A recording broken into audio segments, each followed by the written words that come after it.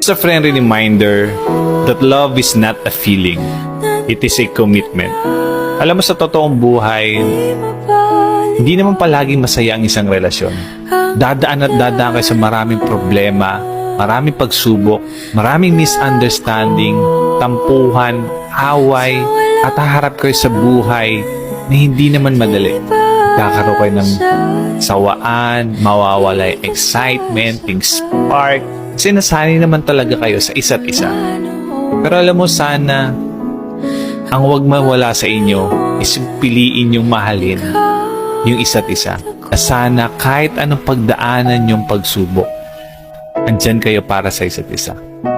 Lagi niyong pinipiling tulungan, palagan, at mahalin yung isa't isa.